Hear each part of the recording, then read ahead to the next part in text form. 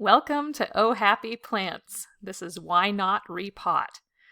So together at Oh Happy Plants, we are on a mission to cover the world in green, both inside our homes and all over the world through our donations to One Tree Planted. Each month you are a member, you plant a tree through One Tree Planted based on a donation from Oh Happy Plants to this organization.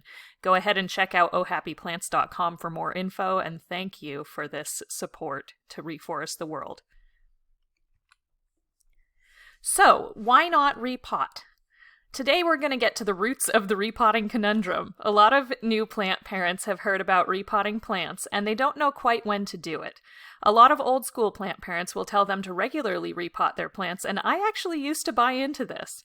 After more than 6 years of full-time professional experience with houseplants, I can tell you that my past self was wrong, and today I will tell you why. So first, let's talk biology. Your plant has several needs. It needs air to breathe, it needs airflow around it to keep mildew away, it needs water, nutrients, and sunshine. And this video is about water and nutrients, two things you hand deliver to your plant. So you may think that your potted plant regularly needs a bigger pot because outside plants need space to develop a large root system. This tree right here needs its root system to collect rainwater, nutrients, and to stabilize it in the wind. That's what potted plants need outside. Now, doesn't my potted plant need more room to grow? Not necessarily. Because you hand deliver all of your plants water and fertilizer, the only point of a larger pot is for stability. Also, some plants are happiest when root-bound. Others won't bloom until their pot is full of roots, so regular repotting could make you wonder why your plant isn't blooming. And most plant owners work under the impression that plants should regularly be repotted. A lot of people will bring home a plant, like brand new from the nursery, and think that it needs to be repotted immediately. I should know because I used to be one of them. But after working with plants for this long, I've learned that plants typically don't need to be repotted even after many years in the same pot. Normally, I recommend repotting only when a plant has slowed growth or is actually breaking the pot. Some plants like ZZ plants and Sansevieras will actually bust their nursery pot in half, and that's about a little past the time you would want to repot probably. But if your plant is so tall or heavy that it's falling over, it's a good time to prune or repot as well. Okay, what if the soil is so old that it's basically garbage?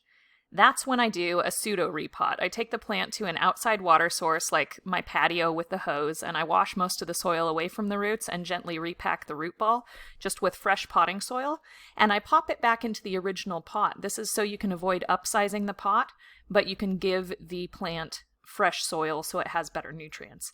And I'll do a video of this for you guys at some point. This is definitely something that people can be scared of because they think it'll hurt their roots, and it can hurt the roots if you're not gentle enough, but as long as you're pretty gentle, it usually is fine. Just as a warning, do not do this with any type of peperomia because it stages a revolt and dies, especially with watermelon peperomia and similar varieties. Root damage is real with that guy. It'll just turn black and die if you damage it too much. So with those, be very, very gentle when you repot. So one more reason not to repot your plant is that many plants have to be root bound to flower.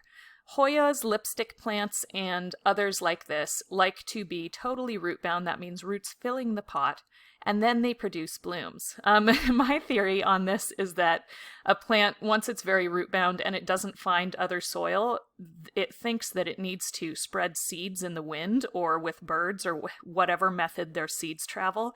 And so they freak out and they say, oh my God, I don't have any more space. I better throw some seeds out there so I can continue to propagate, because the main goal of any plant is to just keep spreading all over. So when you have a plant like this, hold off on repotting if you want to see good blooms. Okay, but when's the right time to repot? I will repot plants when they're no longer stable due to growth. And see this picture over here? This is a 14-inch pot with a 14-foot Ficus lyrata. It's a fiddle leaf fig. And this thing is monstrous, and it's in this pot where if I don't keep this very wet, which means the pot is heavier, then it will fall over because the exterior pot is actually a type of fiberglass, I believe, and it's not ceramic, so it doesn't have enough weight at the bottom to hold up that beast of a plant. He's really happy there, but he's a little bit top heavy. So if your plant is top heavy or falling over, especially if you like keep a window open and the breeze will knock it over, it's definitely time to either repot or think about getting a ceramic pot for around the nursery pot.